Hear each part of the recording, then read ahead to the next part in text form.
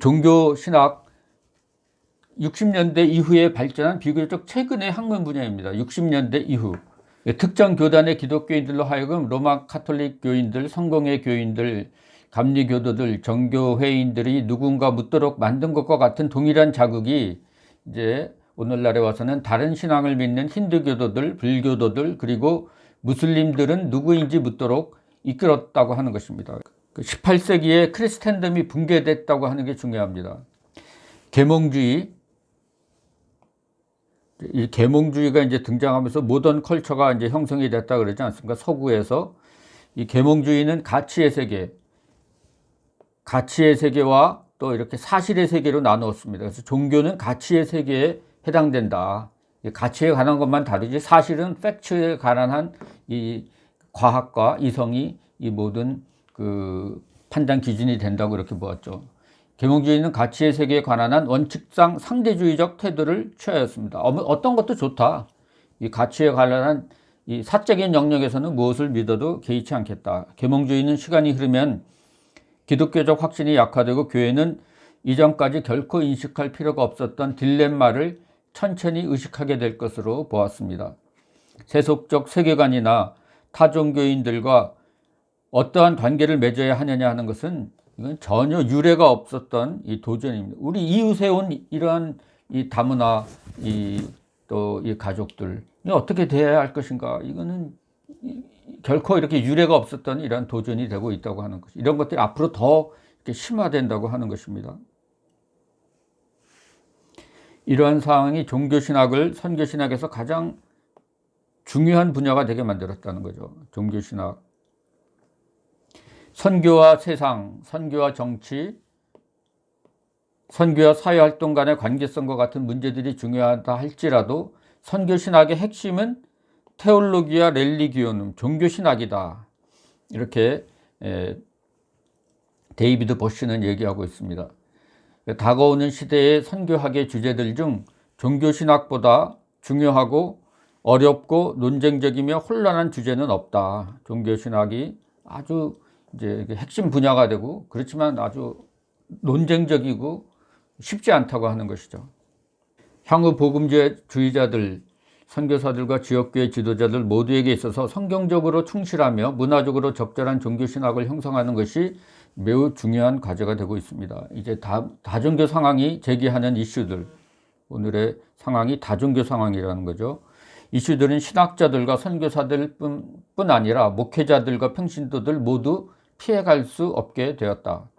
복음주의자들은 1990년대 이래로 종교신학에 관한 토의에 적극적으로 참여하게 되었다.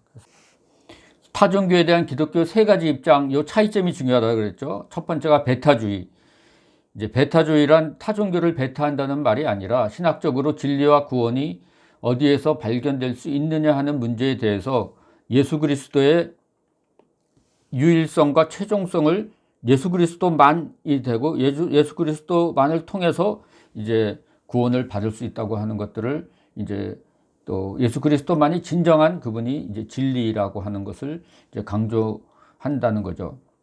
그래서 테넌트는 아까도 얘기했지만 어감이 안 좋잖아요. 베타주의, 뭐 카톨릭은 포용주의라 그러고 무슨 뭐 또 그런 존 힉스는 다원주의라고 해서 굉장히 요즘 그 시대의 그런 이 키워드가 포용 아닙니까?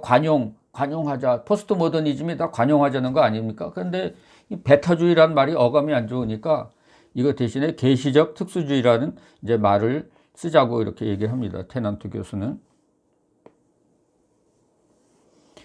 계시적이란 계시, 성경과 예수 그리스도 안에 주어진 계시의 중요성을 강조하고, 그리고 특수주의란 계시가 역사상으로 십자가와 부활, 이 땅에서 역사상에서 일어났다는 것을 이제 강조한다는 거죠.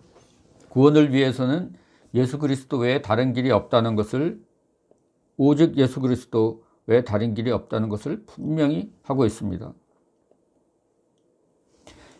그래서 베타적이라는 말을 사용한다. 이 입장은 예수 그리스도가 독특하게 진리이며 그분만이 이 계시의 정점이라는 것이죠.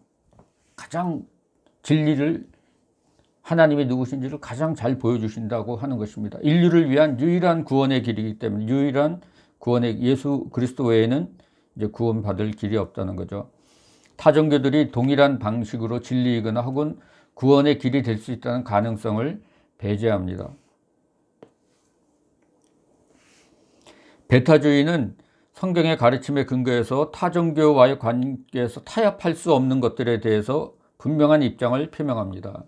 세 가지 타협할 수 없는 점들. 첫 번째가 계시의 정점으로서 그리고 모든 다른 신념을 비판하는 규범으로 예수 그리스도의 독특한 권위를 분명히 합니다. 계시의 정점이라는 거죠. 최고 계시의 가장 여기 완벽한 계시가 예수 그리스도에게서 나타났다고 하는 것이죠. 그래서 이게 티어리어라고 하는 거예요. 예수 그리스도께서 다른 모든 신념을 비판하는 규범으로 예수 그리스도의 독특한 권위를 분명히 합니다. 우리에게 다른 이름을 주신 일이 없나니 나로 말미암지 않고는 너희가 아버지께로 갈 수 없느니라. 이러한 이 것들을 분명히 한다는 거죠. 기독교 신앙은 인류 역사의 결정적 사건으로서 역사상의 사건이라는 거죠. 예수 그리스도의 역사적 죽음과 부활에 대한 선포에 초점을 맞춘다. 세 번째, 구원은 회개와 십자가상에 일어난 그리스도의 역사에 대한 믿음을 통해서 주어진다. 요게 차이입니다. 베타주의와 포용주의의 차이가 요거죠. 그러니까 베타주의는 회개하고 믿음을 통해서 우리가 구원을 받을 수 있다는 거고, 포용주의는 회개하고 예수 그리스도를 믿지는 못하지만은 인식론적으로는 그걸 알지 못하지만 예수님의 구원의 힘이 그들에게도 진실이 그들이 자기가 주어진 그 테두리 안에서 진실이 찾고 구하면은 그들에게도 주어진다는 것이 포용주의고, 또 이런 베타주의는 이러한 과정이 꼭 필요하다는 거죠. 이거를 예수 그리스도를 믿고 회개하고 이러한 믿음을 통해서 구원이 주어진다. 요 차이라고 하는 것입니다. 그러므로 아무도 분명한 회개와 그리스도에 대한 지식에 근거한 신앙 없이는 구원받을 수 없다고 믿습니다. 그러니까 전도하는 게 중요하죠. 그런데 이제 포용주의는 전도가 이렇게 중요하지 않습니다. 전도의 긴박성이 이제 이거 알지 못하면 구원받지 못하니까 전도를 해야 돼요. 그래서 이제 그 영혼들에 대한 부담감을 가지고 허드슨 테일러처럼 소식을 듣지 못하고 오늘도 하루에 막 100명씩 죽어가는데 내륙으로 들어가야 된다. 막 이런 식으로 하는 전도의 그러한 아주 긴박성이 있는 반면에 또 포용주의는 그들이 열심히만 그렇게 진실하고 이렇게 간절히 그렇게 구원을 찾으면 예수님이 다 그들 찾아가서 다 구원해 주실 거야. 이런 식으로 이제 보는 게 차이점이라고 하는 것입니다. 베타주의 입장 내에도 다양한 유형이 있는데 유형에 따라서 약간씩의 견해 차이를 볼 수 있다. 요러한 견해 차이가 요게 중요하다고 하는 것이죠. 분류의 기준 중에 하나는 일반 계시에 대한 태도입니다. 일반 계시. 타종교에도 일반 계시가 있느냐, 일반 은총의 영역이 타종교에 있느냐 없느냐, 이거에 따라서 베타주의 내에도 아까 얘기한 것처럼 이렇게 두 가지 모델이 있다는 거죠. 완전히 다 대체해야 되는 다 하나의 그러한 일반 계시도 없을까? 이거 다 무슨 하나도 여기에서 존중할 만할 거 없을까? 다 복음으로 대체해야 된다는 것이 완전 대체 모델이고, 여기에도 이런 일반 계시, 일반 은총의 영역이 있으니까 이런 것들은 우리가 받아들이고 이제 수용하고, 거기에 이제 그러한 어둠의 영역에 해당되는 것들에 대해서 우리가 변화시키고 이런 것들을 바꿔야 한다는 이 부분 대체 모델이 이제 이런 일반 계시를 아주 적극적으로 인정한다고 하는 것이죠. 근데 이제 우리 칼바르트의 경우는 일반 계시의 영역을 부인하고 종교와 하나님 사이에 접촉점이 없다고 이렇게 본 것이 이제 칼바르트의 입장이죠. 헨드리 크레이머는 기독교 신앙과 타종교 사이에는 어떠한 연속성도 존재하지 않는다는 매우 비타협적인 입장을 천명하였다. 크레이머는 타종교와 기독교 신앙은 완전히 다른 토대 위에서 세워진 시스템이기 때문에 다 시스템이라는 거죠. 어느 부분을 수용하고 나머지 부분을 변경시키고 하는 것이 불가능하다고 보았다.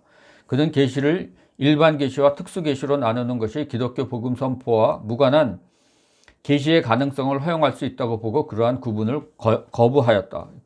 계시를 일반 계시와 특별 계시로 나누는 것을 이렇게 거부했다고 하는 것이죠. 근데 19세기 후반에 등장한 성취 신학이 있습니다. Fulfillment Theology.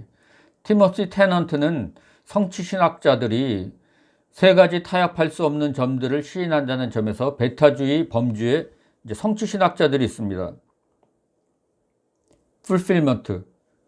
베타주의 범주에 위치시킨다. 그는 성취 신학의 기원을 2세기에 로고스 개념을 창조적으로 사용한 저스틴 마터에까지 소급시킵니다.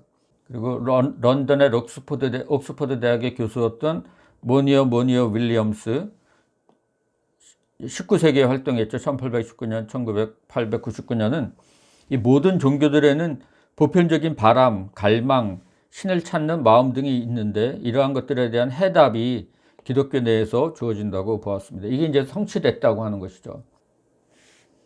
인도에 가서 선교했던 슬레이터, 제일 유명한 사람입니다. 슬레이터, T. 슬레이터, 1840년, 1912년과 파큐하, 1861년, 1900, 이 두 사람이 제일 유명한 성취신학자들입니다. 이 사람들은 인도의 힌두교 안에 있는 일반 계시에 해당되는 부분을 인정하였고 힌두교에서 추구하는 바들을 예수께서 성취하셨다고 이렇게 주장하였습니다. 특히 파큐하는 율법이나 선지자를 폐하러 온 줄로 생각하지 말라. 폐하러 온 것이 아니요 완전하게 하려 함이라는 말씀에 의거해서 예수는 힌두교도들이 추구하는 것들을 폐하는 것이 아니라 그것들을 완성하러 오신 분이라고 이렇게 증거하였습니다. 근데 이제 그 폴 리터는 이 사람은 그 종교 다원론자입니다. 그래서 폴 리터는 베타주의 내에서 타종교 속에 하나님께서 현존한다는 사상에 대해 보다 개방적이고 일반 계시에 대해서 보다 긍정적인 태도를 취하는 입장을 부분 대체 모델이라고 보았고 그보다 보수적인 태도를 취하는 입장을 완전 대체 모델이라고 해당된다고 분류하였습니다. 리터는 완전 대체 모델에는 주로 근본주의자들, 복음주의자들, 그리고 오순절주의자들이 해당되고 부분 대체 모델에는 신복음주의자들이 해당된다고 하였다. 그래서 리터는 아까 얘기한 헤럴드 네덜랜드와 같은 복음주의자도 부분 대체 모델에 해당된다고 하였다. 그래서 이 부분 대체 모델이 중요하다고 하는 것입니다. 하나님께서 창조하신 자연 속에 그리고 인간의 마음 속에 양심이라는 것을 통해서 하나님께서는 자신의 발자국을 남겨놓았다는 거죠. 기독교 신앙은 타종교와 충분히 공유할 수 있는 부분들이 있다. 기독교 선교에 있어서 타종교인들에게 다가갈 때 이러한 공통적인 부분들을 접촉점으로 사용해서 보다 효과적으로 공감대를 만들고 소통을 할 수 있다고 보는 것이 이제 부분 대체 모델이라고 하는 것입니다. 타종교 속에는 마귀와 사탄의 영향과 죄와 타락으로 얼룩진 인간의 잘못된 생각들이 섞여 있다는 점을 인정합니다. 이건 중요하죠. 타종교 속에. 그렇지만 마귀와 사탄의 영향과 죄의 타락으로 얼룩진 인간의 잘못된 생각들이 섞여 있는 것은 우리도 마찬가지라는 겁니다. 우리도 교회 안에도 이런 것들이 얼마든지 섞여 있다는 것들을 우리가 인정하는 거죠.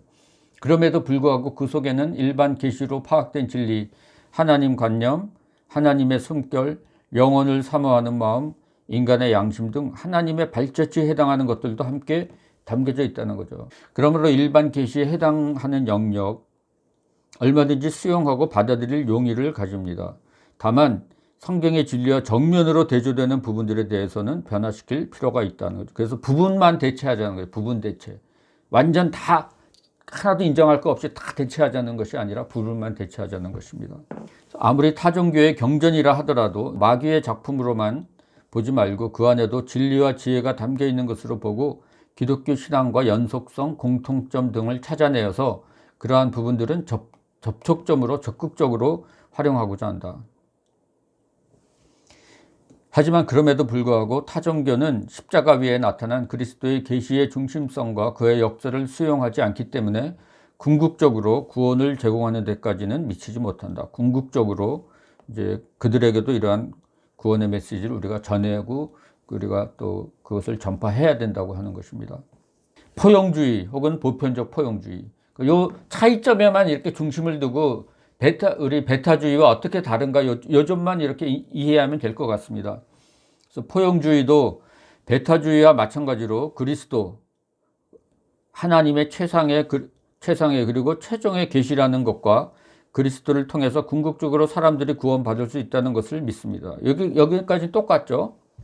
베타주의자들은 그리스도만이 진리이고 구원자이기 때문에 진리 혹은 구원의 통로로서 모든 다른 종교들을 배제한다고 말한다. 하지만 다른 종교들을 배제하죠. 포용주의자들은 진리가 어디에서 발견되건 궁극적으로 모든 진리는 하나님의 진리이므로 그리스도는 다른 종교에서 진리인 모든 것들을 포함한다고 보는 것입니다. 다른 종교에서도 진리인 것은 이거는 다 그리스도의 진리라고 하는 것이죠. 타 종교의 진리들도 궁극적으로 그리스도로부터 나오고 그리스도를 통하여 주어진다고 이렇게 보는 것입니다. 포용주의 혹은 보편적 포용주의라고도 이렇게 얘기하는데, 포용주의자들은 십자가에서 이루신 그리스도의 공로, 구원을 위해서 존재론적으로 이게 꼭 있어야만 된다는 것을 수긍하지만 인식론적으로 필요한 것은 아니다. 인식을 못해도 이제 구원을 받을 수 있다고 이렇게 본 겁니다. 왜냐하면 예수 그리스도께서 십자가에 달려서 돌아가신 것에 그 구원의 효과가 미치기 때문에, 그것을 깨닫지 못하는 사람에게도 그것이 효과가 미친다고 이렇게 보는 거죠. 구원을 받기 위해서 회개하고 그리스도를 믿어야만 하는 과정이 꼭 필요한 것은 아니다. 이게 이제 포용주의라고 하는 것입니다. 개신교 주요 교단의 포용주의는 일반 개신교 내에도 이런 포용주의가 있습니다. 개신교 신학자들 가운데서도 이런 포용주의 입장 가진 그런 신학자들도 있습니다. 포용주의는 일반 계시에 높은 가치를 주는 경향이 있지만 타 종교들이 구원적으로 효과를 미칠 수 있다는 것을 인정하지는 않습니다. 구원까지는 미치지 못한다. 아무리 개신교 포용주의라 그래도. 그러나 로만 가톨릭의 포용주의는 특히 제2 바티칸 회의 이래로 하나님의 은혜가 다른 종교들 내에서도 구원론적으로 작용한다는 것을 기꺼이 수긍한다. 로만 가톨릭은 그러면서 더 많이 나갔죠. 그렇지만 그 은혜는 그리스도 안에 있는 것이다. 포용주의자들은 그 은혜는 그리스도 안에 있는 것으로 봅니다. 그리스도께서 사람들을 기독교 교회를 통해서 분명하게 자신에게로 이끌 뿐만 아니라 창조 역사 그리고 세계 종교의 증언 등 무수한 방식들을 통해서 익명적으로, 이게 익명적이라는 게 무서운 거죠. 익명적으로 이끄신다고 본다. 자기를 알리지 않은 채 익명적으로 그 역사하신다는 거죠. 포용주의에 대해서 가장 잘 알려진 표현은 교회에 관한 교리 헌장이라고 이름 붙은 카톨릭의 제2차 바티칸 문서에 나온다. 그 문서는 다음과 같이 선포한다. 그들 자신의 잘못과는 전혀 상관없이 그리스도의 복음 혹은 그의 교회를 알지 못하지만 그럼에도 불구하고 진지하게 하나님을 찾으며 은혜에 의해서 감동을 받고 양심의 소리를 통해서 자신에게 알려진 그분의 뜻을 행하고자 노력하는 자들은 또한 영원한 구원에 도달할 수 있다. 진지하게만 이렇게 찾으면은 노력하는 자들은 구원에 도달할 수 있다. 루만 겐티움, 이방의 빛, 아주 유명한 카톨릭 문서입니다. 그래서 이 제2차 바티칸 회의 때 나온 이러한 그 문서에서 이런 식으로 그 영원한 구원에 도달할 수 있다, 이렇게 보았다고 하는 것입니다. 바티칸 2에서 칼 라너, 유명한 사람이죠. 칼 라너 카톨릭 신학자의 종교신학의 대부분을 승인하였지만 익명의 그리스도인, 이게 가장 잘 알려졌죠. 익명의 그리스도인. 그래서 불교도들은 익명의 그리스도인이다. 변선한 교수가 그 얘기 해가지고 아주 무리를 이렇게 빚었던 그런 일이 있는데, 개신교인들만 그거 반대한 것이 아니라 불교도들도 더 싫어했어요. 왜 우리가 익명의 그리스도인, 우리가 불교도지, 그럼 니네는 익명의 불교도냐? 막 이런 식으로 해서 그때 막 이렇게 아주 시끄러웠던 때가 있었습니다. 익명의 그리스도인 개념을 공식적으로 승인하지는 않았습니다. 그래서 칼 라너의 포용주의와 로마 가톨릭의 공식 교리의 포용주의 사이에는 아주 약간의 그러한 차이점이 존재한다는 거죠. 그래서 유사한 맥락에서 비기독교 종교들과 교회의 관계성에 대한 선언이란 문서에서 가톨릭 교회는 타 종교들에 있는 진실하고 거룩한 것은 어떠한 것도 거부하지 않으며 타종교들은 종종 교회가 가진 진리의 빛을 반사한다고 이렇게 얘기했습니다. 타종교 입장에서는 카톨릭이 좋겠죠. 아, 이렇게 다 포용해주고 그러니까. 로만 카톨릭 신학자 칼러는 이러한 함축적 신자들을 익명의 그리스도인들이라고 불렀습니다. 익명의 그리스도인들. 타종교를 신앙하는 가운데 본인들은 스스로 의식하지 못하지만 그리스도의 은총이 그들 가운데서 역사함으로 그들도 구원을 받을 수 있다고 본 것이다. 라너는 비록 기독교 종교들이 오류를 내포하지만 하나님은 그것들을 그분의 은혜와 자비를 중재하고 궁극적으로 그리스도의 공로를 적용시키는 통로로 이러한 타종교를 사용한다고 이렇게 보았다고 하는 것입니다. 칼 라너는 자신의 주장의 근거로서 구약의 성도들을 거론합니다. 그들은 그리스도를 인식론적으로 알지 못했다는 겁니다. 못했지만 그리스도의 구원을 힘입은 사람들이다. 출애굽 당시에 이스라엘 백성들도 반석에서 물이 나옴으로 기가를 해소할 수 있었는데 그들은 그 바위가 그리스도의 현존이라는 것을 구체적으로 깨닫지는 못했다. 후대의 사도 바울은 그들 사이에서 그리스도께서 역사하신 것이라고 설명한다. 라는 이처럼 구약의 성도들은 예수 그리스도를 모른 채 하나님만을 믿었지만 그들에게도 그리스도의 구원의 효력이 전달될 수 있었다고 본다. 마찬가지로 오늘날 연대기 쪽으로는 그리스도 이후에 살고 있지만 복음이 전달되지 않아서 복음을 믿고 싶어도 믿을 수 없는 사람들이 자신들에게 주어진 계시의 범위 내에서 신실하게 믿는다면 그들에게도 그리스도의 구원의 능력이 미쳐서 그들도 구원받을 수 있다고 라너는 이렇게 설명을 하고 있습니다. 포용주의자는 예수 그리스도를 구주와 주로 믿는 자들만 구원받는다는 매우 좁은 범위를 넘어서서 예수 그리스도를 인식론적으로는 알지 못하지만 그럼에도 불구하고 진실로 하나님을 찾고 구하는 자들도 구원받을 수 있다고 본다. 기독교인만 아니라 진실이 믿는 신자라면 그 어떠한 신자라도 구원받을 수 있다고 본다. 그들이 하나님께서 보여주신 자연 속에서 그리고 양심의 소리에 귀를 기울이면서 진실하게 찾고 행하였으면 그들에게도 그리스도의 구원의 효력은 미칠 수 있다고 본 것이다. 베타주의의 입장에서 이제 이런 우리의 입장에서 포용주의를 볼 때 성경의 말씀들을 부분적으로 받아들이는 점을 이제 지적합니다. 성경을 아주 부분적으로만 받아들인다는 거죠. 성경에서 자신들의 입장에 맞는 부분만 강조하고 그렇지 않은 부분은 이제 간과하는 것을 보게 된다. 오직 주께서는 너희를 대하여 오래 참으사 아무도 멸망하지 아니하고라는 베드로후서 3장 9절의 일부분에 해당되는 말씀만을 강조하고 그 뒤에 나오는 다 회개하기에 이르기를 원하시는 회개해야 된다 그랬는데 앞부분만 이렇게 싹 받아들인다는 거죠. 아무도 멸망하지 아니하고 요쪽만 받아들이고 회개하기에 이르시기를 원하시는 이 부분은 이제 간과한다는 거죠. 하나님의 보편적 구원 의지는 인간의 반응과 분명하게 연결이 되는데 인간의 반응, 포용주의자들은 이러한 연결을 깨뜨리고 예수 그리스도에 관한 분명한 지식이 없어도 구원받는 믿음이 가능하다고 이제 주장하는 면을 이제 베타주의에서는 여기에 대해서 이렇게 반박하는 것입니다. 포용주의의 문제점으로 지적되는 것은 주님의 지상 명령에 따라서 복음을 선포할 필요성이 약화되는 것입니다. 타종교인들의 경우에 스스로 의식하지는 못하지만 예수 그리스도의 구원의 은총이 그들에게도 임하기 때문에 구원을 받는 데는 지장이 없다고 보기 때문에 뭐 굳이 가서 뭐 그냥 전도 안 해도 이렇게 전도해야 될 이러한 긴박성 이런 것들이 이제 떨어지게 된다고 하는 것입니다. 그들은 예수 그리스도를 믿기 위해서 현재의 신앙에서 돌이켜서 예수 그리스도를 주로 구주로 고백할 필요가 없어지게 된다. 전도란 그들이 무의식적으로 믿고 있는 것을 좀 더 분명히 해주는 것이다. 그들에게 회개와 예수 그리스도에 대한 믿음을 고백할 필요가 없게 된다. 이게 이제 그 포용주의라고 하는 것입니다.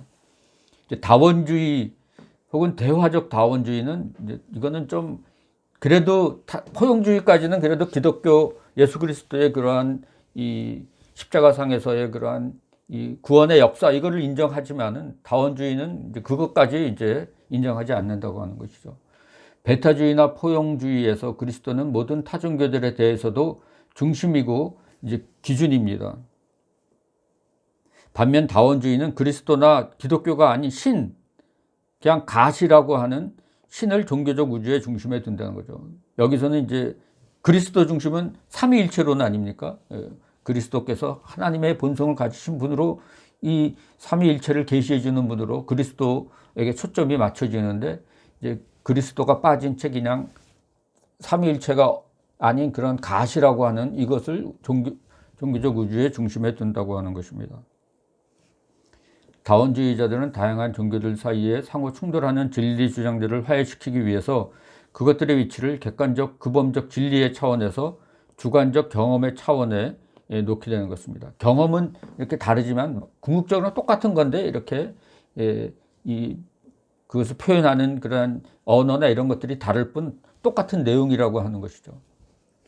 그리고 모든 인간 종교들은 타당한 것으로 이해되지만 신에 대해서 문화적으로 그리고 역사적으로 조건 지어진 인간의 반응으로 이렇게 이해하고 있습니다. 존 힉은 모든 세계 종교들은 기독교와 마찬가지로 구원을 제공한다. 따라서 기독교는 많은 종교들 중에서 하나에 지나지 않으며 기독교의 진리 주장은 유일하거나 최종적인 것이 되지 못한다.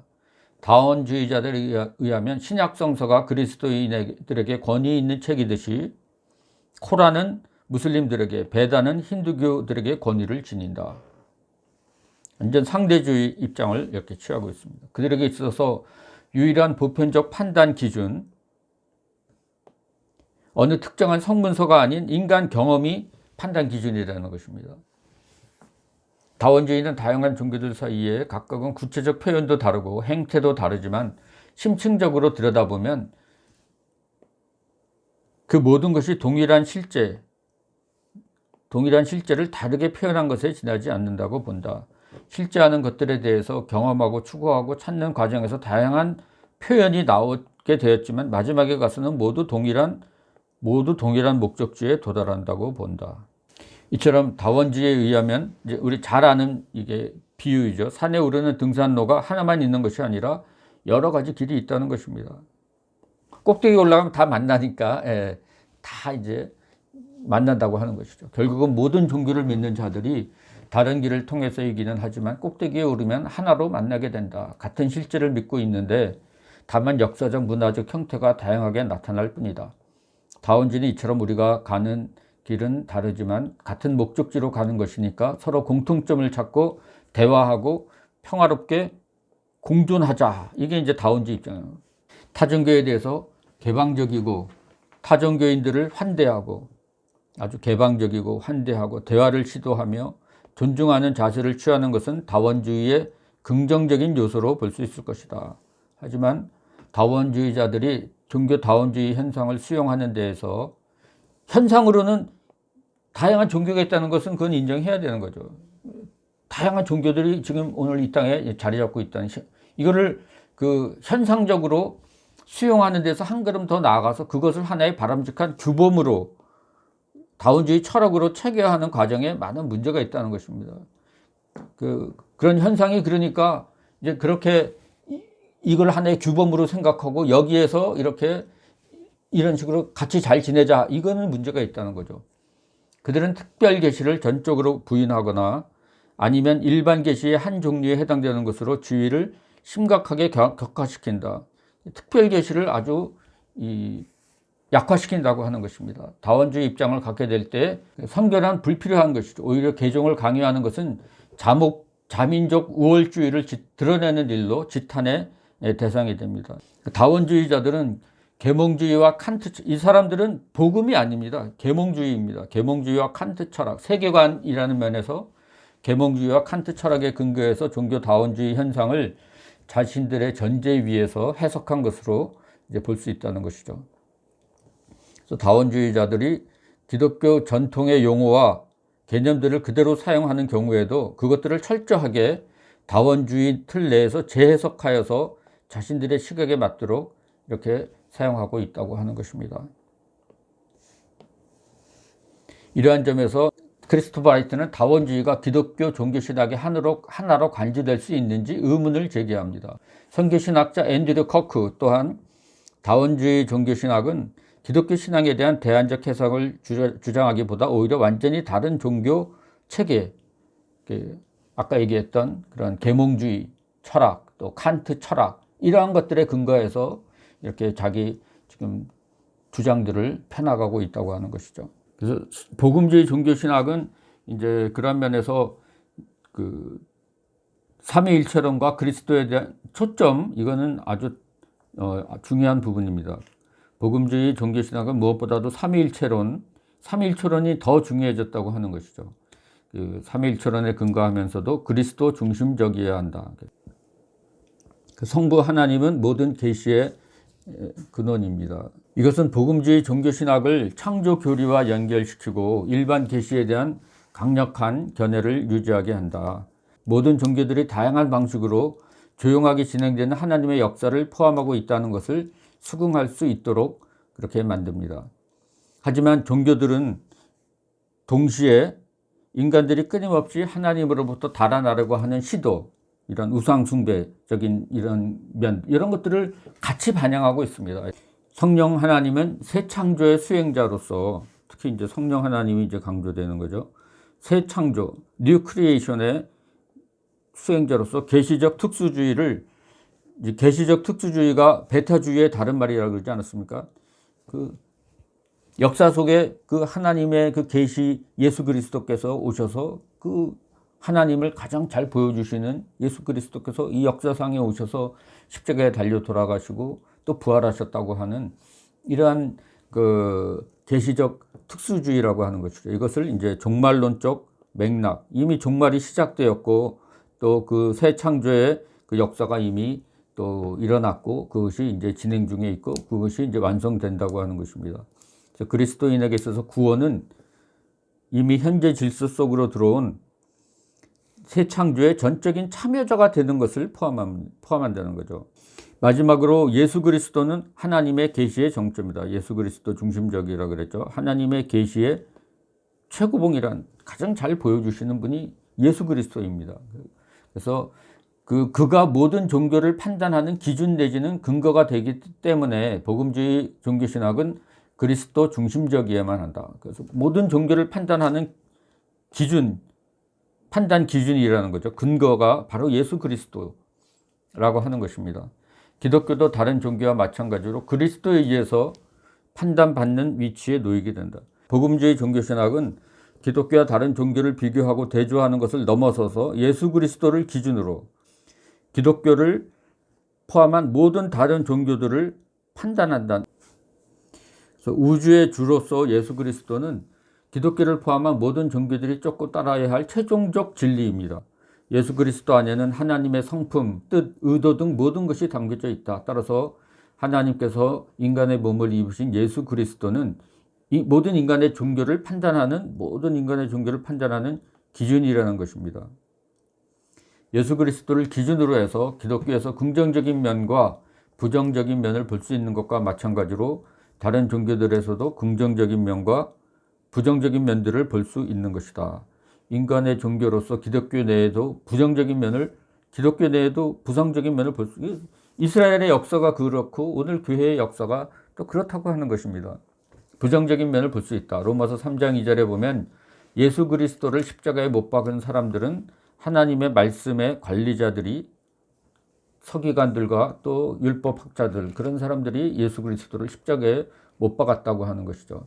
이러한 점에서 복음주의 종교신학은 삼위일체론적이면서 동시에 그리스도 중심적이어야만 한다는 것입니다. 성경적 진리 선포. 성경이 하나님의 자기 계시를 이해하는 데 있어서 중심이라고 주장하는 경전적 원리. 성경이 이 하나님의 자기 계시를 이해하는 데 중심이 되는 경전적 원리. 이렇게 이 성경은 하나님의 자기 계시를 이해하는 데 있어서 이게 위에 있고 그 아래에서 신학이라는 게 그 위치가 있다고 하는 것입니다. 하나님은 타락한 인류에게 육체가 되신 말씀뿐만 아니라 성경적 문서 속으로 들어온 말씀을 통해서도 말씀하신다고 하는 것입니다. 오늘날에도 육처가 되신 말씀, 예수 그리스도를 통해서 말씀해 주시고, 또 성경적 문서 속으로 들어온 말씀을 통해서도 오늘도 말씀해 주고 계시다고 하는 것이죠. 특히 일반 계시 가운데 주어진 모든 통찰들, 타 종교들의 특수한 주장들은 성경적 계시와 예수 그리스도의 인격과 사역에 비추어서 검증되어야만 한다는 것입니다. 우리가 인격적 계시와 그런 면에서 인격적 계시, 예수 그리스도의 통해서 보여주신 인격적 계시와 명제적 계시를 굳게 붙들지 않을 때 우리는 결국 상대성의 심연으로 떨어지거나 아니면 인간의 끝없는 사변으로 치닫게 되는 것입니다. 그런 면에서 이 인격적 계시와 명제적 계시를 우리가 굳게 붙잡아야 된다는 거죠.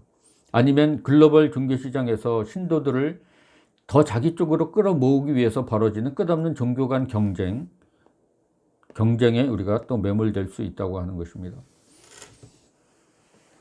하나님께서 일반 계시를 통해서도 자신을 보여주셨지만 좀 더 분명하게 보여주신 특별 계시, 일반 계시와 특별 계시 가운데 특별 계시를 존중하고 그 위에 굳건하게 서게 될 때 종교 다원주의 상황 속에서 분명한 판단 기준이 가지고 진리를 분별하며 성경적 진리를 선포하는 사명을 감당할 수 있을 것입니다.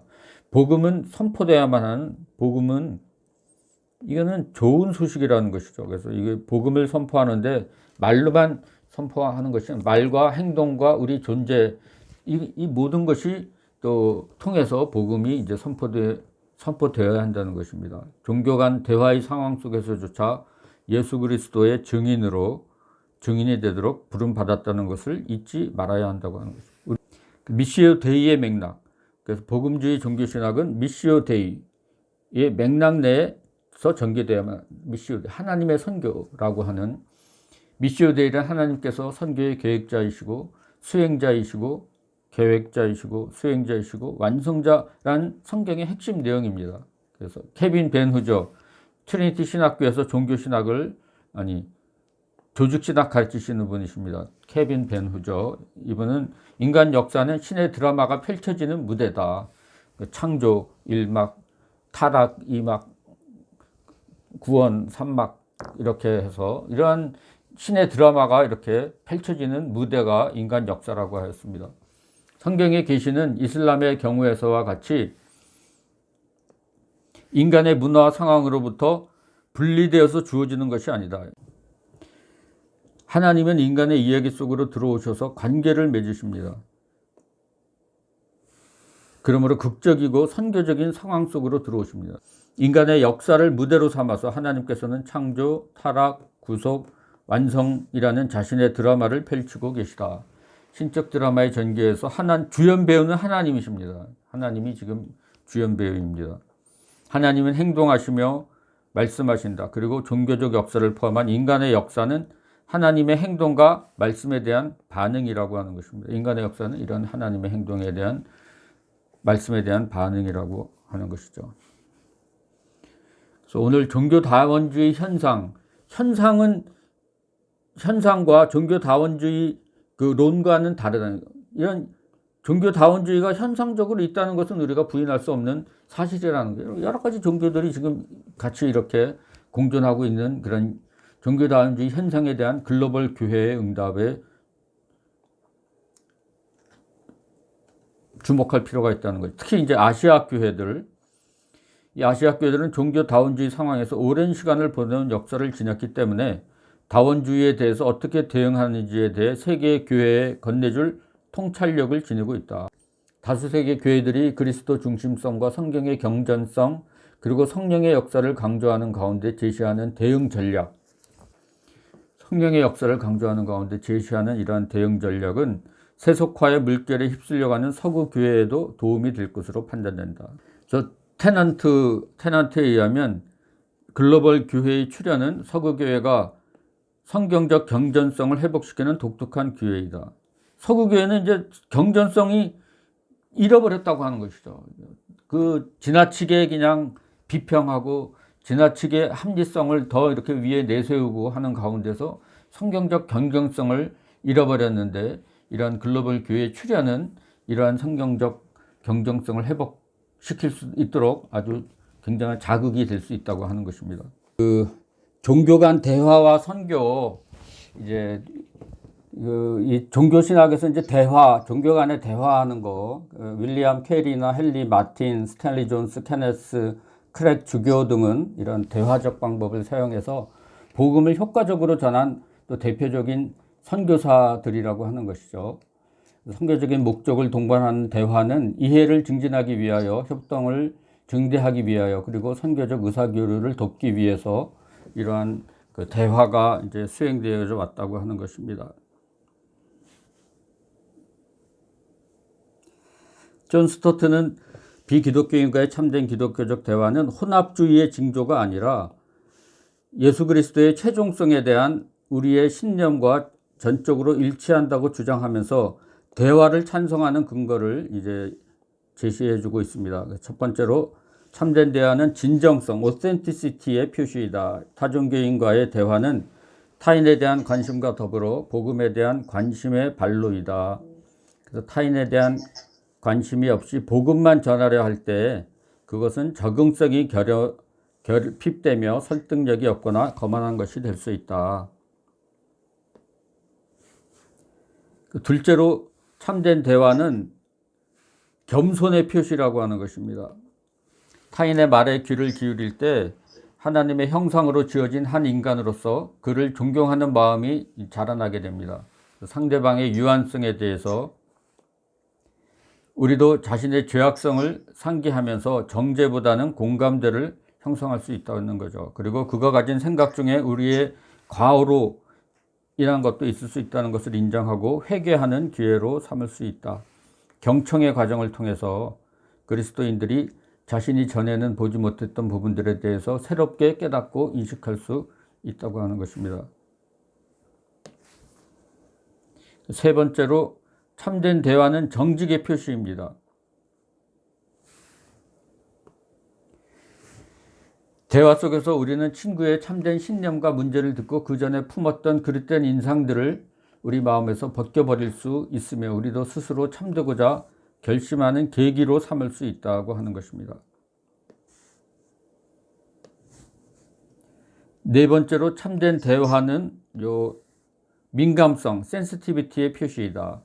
그래서 예정된 목표 지점에 도달하기 위해서 예정된 노선을 따라 대화를 강요한다는 것은 우리의 친구의 실제적인 요구와 성령의 지도에 대한 민감성에 심각한 결핍을 노출할 뿐이다. 이런 둔감성은 신앙과 사랑에 있어서 하나의 실패이다.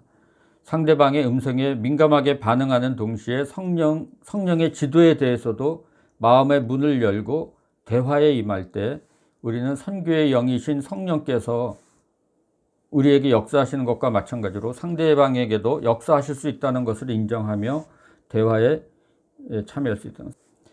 그래서 지금 종교신학에서 이제 중요한 것은 문화와 종교의 관계와 이제 구분, 어디까지가 문화이고 어디까지가 종교인가 이게 구분이 힘들다는 것입니다. 이게 다 그 종교를 중심으로 문화가 형성되기 때문에 이게 문화와 종교를 이제 구분하는 것이 상당히 힘든데, 이제 선교신학은 문화에 대해서 상황화를 이제 강조하면서 선교신학이 이렇게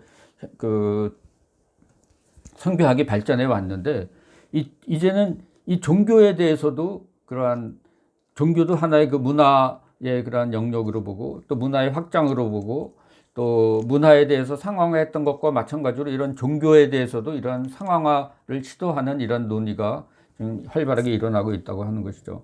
그래서 헤럴드 네틀랜드 교수는 문화와 종교가 엄격하게 구분되기 힘든 현실 속에서 과거의 문화에 대해서 상황화를 시도했던 것처럼 이제 종교 영역에 대해서도 그와 유사한 상황화 시도가 필요함을 역설하고 있습니다.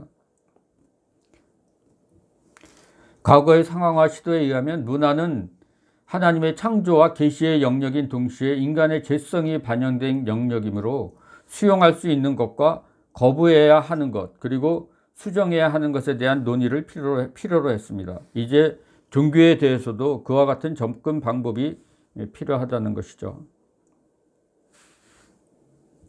그래서 앤드류 월스는 기독교의 2000년 역사가 우리에게 가르쳐 준 것처럼 21세기 기독교 신앙과 신학은 아프리카, 아시아 및 중남미의 전통적 문화와 종교적 유산에 뿌리를 두면서도 경건하고도 철저한 기독교적 통찰을 바탕으로 형성되어질 것이 분명하다, 이렇게 보았습니다. 그래서 21세기의 선교는 철저하게 현지의 문화와 종교를 심층적으로 이해하고 복음의 본질을 잃지 않으면서도 그것을 현지 문화와 종교에 상응하는 방향으로 전개되어야 할 것이다.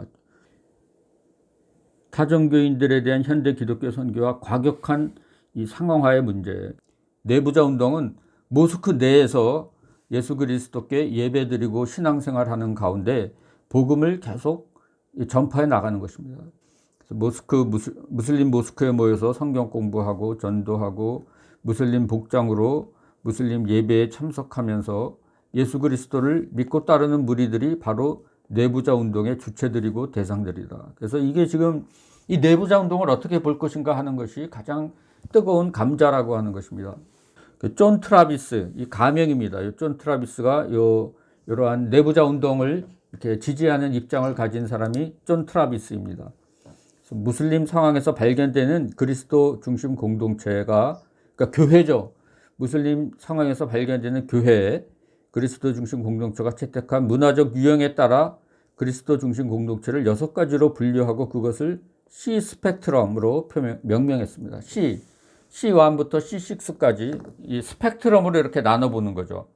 상황화의 정도에 따라서 서구교회가 그대로 무슬림 토양에 이식된 C1에서부터 이제 신자들이 그 내부자 운동처럼 무슬림 공동체에 그대로 남아서 신앙생활을 하는 C5 유형까지의 양극으로 나누었습니다. 그리고 이제 지하에서 비밀리 신앙생활을 하는 사람은 따로 C6로 이렇게 분류를 했습니다. 그래서 C1은 상황화 안 하는 겁니다. 그대로 무슬림 토양이지만 외국 사람들이 모여서 영어로 예배드리고 그냥 서구 교회랑 똑같은 형태로 예배하는 게 이제 C1이죠. 전혀 이제 무상황화 사례라고 하면 C5는 문제가 될 정도로 과격하게 상황화된 사례라고 할 수 있을 것입니다. 그래서 내부자 운동이죠. 그냥 그 안에 계속 있는 거, 무슬림처럼 행동하는 거, 무슬림 예배도 참석하고, 그 사이에 C2는 이제 조금 현지 언어를, 영어가 아니라 현지 언어를 사용하는 것 외에는 거의 서구교회 형식을 가져온 경우를 언급하고, C3는 그 지역의 언어와 문화를 사용하되 이슬람 문화와 관계된 것들은 철저하게 배격하는 입장이 C3 입장이 이제 되는 것입니다. 그 다음에 C4는 이제 C4는 상황화를 적극적으로 시도하지만 성경적으로 수용 가능한 부분만을 수용하고자 하는 입장, 비판적 상황화죠. 이게 폴 히버트가 이런 입장입니다. 폴 히버트.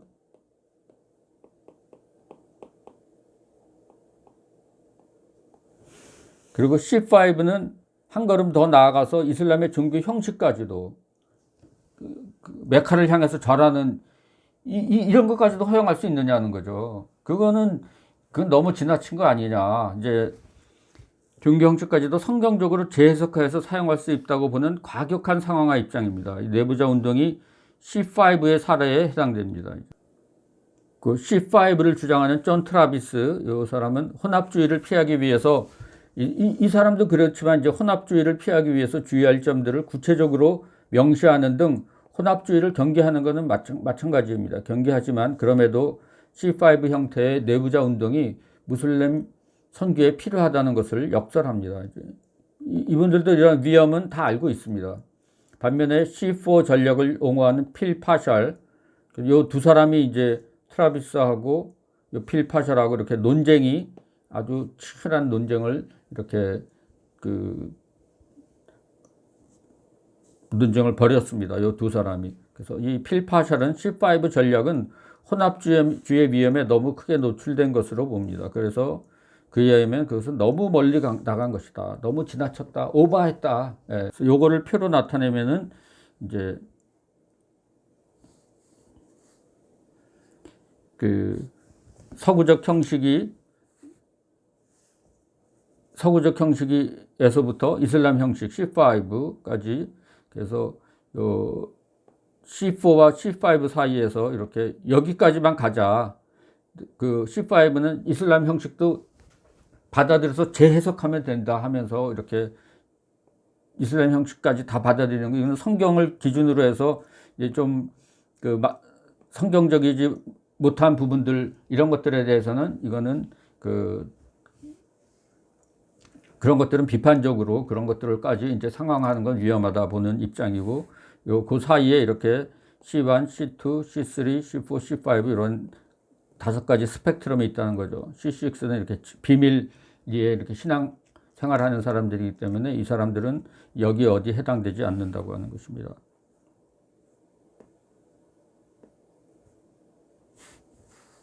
요거 이제 표로 나타낸 겁니다. 이거. 그래서 여기가 이제 C1에서부터 여기가 이제 C5까지, 그 C1, C2, C3, C5, C4, C5, C6 이렇게 그리스도 중심 공동체의 특성으로 이렇게 보면 이거는 언어와 형식 모두 이렇게 낯선 문화를 이제 사용하는 것이고, 여기서는 낯선 문화를 사용하지만 언어는 일상 언어를 이제 쓴다는 것이고, 이 C3, C1, C2, C3는 이슬람의 종교적 형식은 배척하는 것입니다.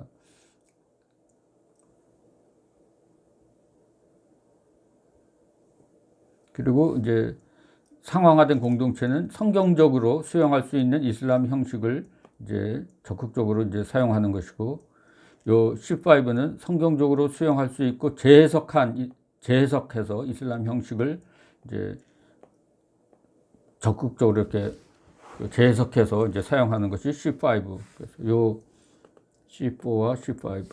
그래서 신자와 사회 종교적 자아 정체성은 이사를 메시아로 따르는 사람이고, 마찬가지죠. 이사를 메시아로 따르는 사람인데, 다른 무슬림들이 볼 때에는 C4는 그리스도인의 한 부류로 보지만, 무슬림들이 볼 때에도 C5는 낯선 무슬림 부류로 조금 이상하게 신앙생활하지만 하여튼 무슬림으로 이렇게 본다고 하는 것이죠. 이러한 차이가 있다고 하는 것입니다.